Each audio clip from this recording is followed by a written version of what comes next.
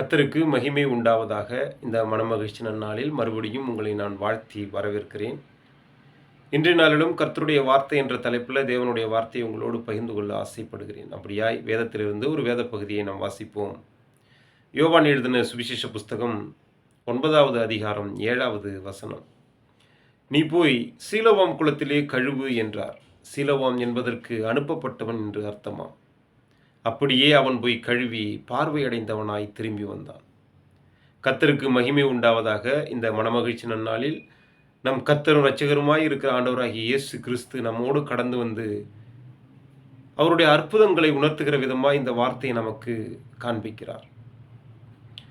கர்த்தருக்கு பிரியமானவர்களே, இந்த வேத பகுதியை குறித்து நாம் பார்த்தோமேயானால், பிறவி குருடனாய் இருக்கிற ஒரு மனிதனை நம் ஆண்டவராகிய இயேசு கிறிஸ்து கண்டு தமது உமிழ்நீரினால் தரையிலே சேருண்டாக்கி அவன் கண்களில் பூசி அவனை சென்று சீலோவாம் குளத்திலே போய் கழுவு என்று அனுப்புகிறதாய் நாம் காண முடியும். இந்த சீலோவாம் குளத்தை குறித்து நாம் சற்று பின்னோக்கி சென்று பார்த்தோமேயானால்,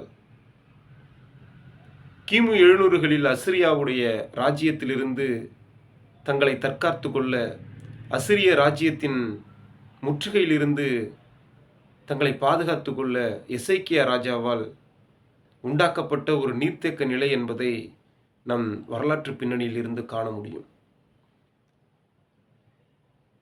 அந்த சீலோவாம் குளத்திலே சென்று இந்த பிறவி குருடனை கழுவும்படியாக நம் ஆண்டவராகிய இயேசு கிறிஸ்து அனுப்புகிறார். அந்த பிறவி குருடனாகிய மனிதன் நம் கர்த்தராகிய இயேசு கிறிஸ்து சொன்ன அந்த வார்த்தையை விசுவாசித்து அதன்படியே சென்று அங்கு கழுவுகிறான். அவனுடைய கண் பார்வையை பெற்றுக்கொள்ளுகிறான். கர்த்தருக்கு பிரியமானவர்களே, இந்த பகுதியில் நாம் 2 காரியத்தை தெளிவாக உணர்ந்து கொள்ள முடியும். அவனுடைய சரீரப்பிரகாரமாக இருந்த அவனுடைய குறைபாடு நீங்கப்பட்டதையும், அவனுடைய ஆவிக்குரிய வாழ்க்கை, அவனுடைய மனக்கண்கள் திறக்கப்பட்டதையும் இந்த இடத்துல நாம் தெளிவாக உணர்ந்து கொள்ளலாம். கர்த்தருக்கு பிரியமானவர்களே, தன்னுடைய வாழ்க்கையில கண் பார்வை இல்லாமல் பிறவி குருடாய் இருந்து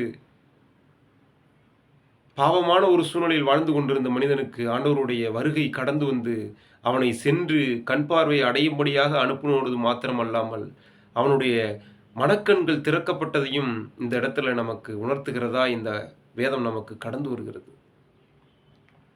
ஆனால் இன்றைய நாட்களில் நாம் பார்த்தோமேயானால், அநேகருடைய வாழ்க்கை இப்படி பார்வை அடைந்தவர்களாய் இருந்தும் தங்களுடைய ஆவிக்குரிய வாழ்க்கையில குருடர்களாய் வாழ்ந்து கொண்டிருக்கிறதாய் நாம் பார்க்க முடியும்.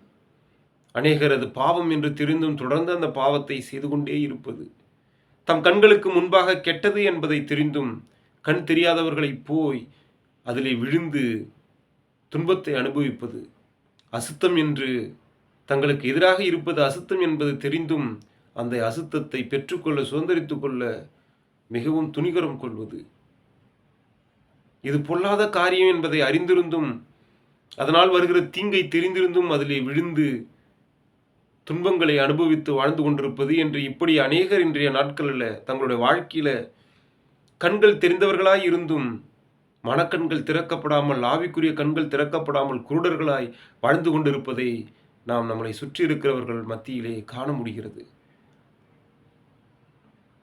நம் ஆண்டவராகிய இயேசு கிறிஸ்து அந்த வேத பாரகர்களையும் பரிசேயர்களையும் பார்த்து சொல்லுகிறார்,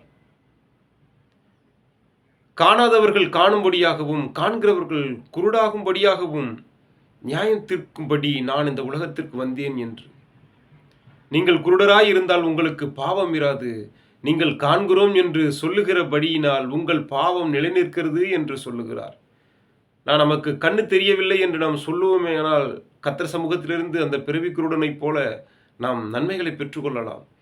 நம்மளுடைய கண்கள் திறக்கப்படும். ஆனால் நாம் எல்லாம் தெரிகிறது, நாங்கள் நலமாக இருக்கிறோம், நன்றாகத்தான் காண்கிறோம் என்று சொல்லிக்கொண்டு உண்மையான வாழ்க்கையில், நம்முடைய ஆவிக்குரிய வாழ்க்கையில் மனக்கண்கள் திறக்கப்படாமல் குருடர்களாய் வாழ்ந்து கொண்டிருக்கிறோம் என்பதை உணர்த்ததான் நம் ஆண்டவராகிய இயேசு கிறிஸ்து இன்று கடந்து வந்து சொல்லுகிறார். உங்களுடைய ஆவிக்குரிய கண்கள் திறக்கப்படும்படியாக, உங்களுடைய மனக்கண்கள் திறக்கப்படும்படியாக, உங்களுடைய அசுத்தங்கள், உங்களுடைய பாவங்கள், உங்களுடைய துர்குணங்கள், உங்களுடைய மீறுதல்கள் எல்லாவற்றையும் என்னுடைய சமூகத்திலே நீங்கள் கழுவுங்கள் என்று இன்றைய வார்த்தையை கடந்து வர செய்து நமக்கு சொல்லுகிறார். இந்த வார்த்தையை விசுவாசிப்போம், இந்த வார்த்தையை நம்புவோம். கர்த்தர் சமூகத்திலிருந்து ரட்சிப்பையும் கிருபையையும் பெற்றுக்கொள்வோம்.